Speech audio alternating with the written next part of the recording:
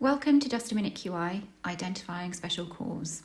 In a previous video, we spoke about understanding variation and the two different types of variation, normal or random variation and special cause variation.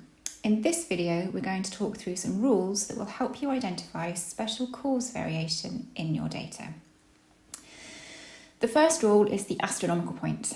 This is a point that falls outside the upper and lower control limits on your SPC chart. This is statistically unlikely to happen, so if it does, we want to understand why. Here is an SPC chart showing the number of weekly discharges from one of our acute wards. The mean number of discharges is 3 per week. Normal variation falls between the upper control limit of 7 discharges and the lower control limit of none.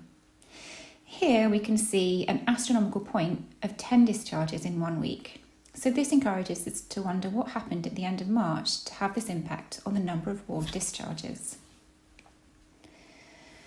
The second rule is called a shift. This is when there are 8 or more points in a row above or below the mean line. If a data point is on the mean line, just ignore it and count the next one. The probability of this happening is low, so when we see a shift in an SPC chart, we know it's unlikely to have happened by chance and that a change in the system has probably led to that shift. Here we can see a shift in the number of reported incidents of violence and aggression on the ward.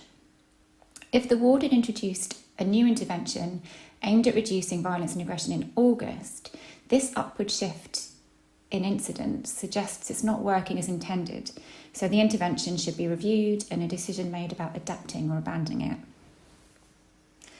The third rule is called a trend. This is when 6 or more points in a row are all going either up or down.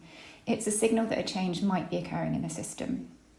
In this chart, we can see a trend in ward length of stay when the average inpatient admission reduced in length each week for 6 weeks in a row. It would prompt us to find out if the ward had been doing anything in particular to achieve that. The fourth rule is the 2 out of 3 rule. This is when 2 out of 3 points in a row are very close to the upper and lower control limits. This tells us that the current system is unstable, resulting in data points that quite quickly go from one extreme to another. Here we can see that in December 2018, people under this team had waited an average of 10 days for their first appointment, while people who were seen in January 2019 had waited over 100 days. In quality improvement, we want to create systems where this type of variation is less likely to occur. So in this case, we might be encouraged to understand why some people wait much longer for their first appointment than others, and design a referral process that enables all patients to be seen within 28 days. So now you know how to identify special cause. How do you decide when to act on what the data is telling you?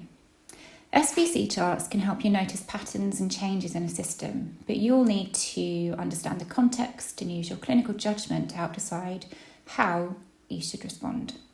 For example, you probably wouldn't redesign a whole process because of one astronomical point, but you might put certain checks in place to ensure that it doesn't happen again.